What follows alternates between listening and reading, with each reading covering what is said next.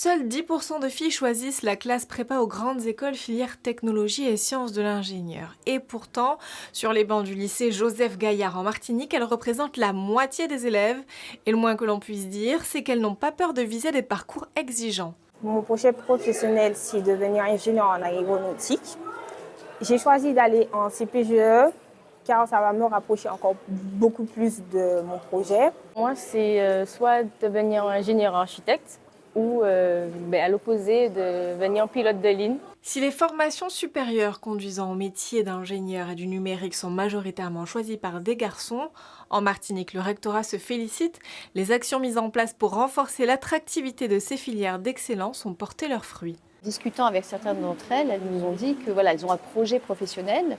Elles veulent être dans l'aviation, elles veulent être ingénieures génie civil. Elles se sont rendues compte que le mieux pour elles, c'était d'être en classe préparatoire.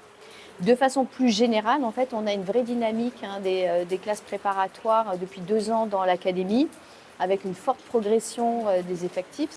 Selon le gouvernement, les biais de genre seraient responsables des stéréotypes qui éloignent les filles des carrières scientifiques, des stéréotypes que ces étudiantes comptent bien combattre par l'exemple. Nos générations maintenant n'osent pas franchement atteindre ces métiers d'excellence, dite excellence. Mais certains comme nous, on essaye quand même de prouver que c'est possible, qu'on peut y arriver.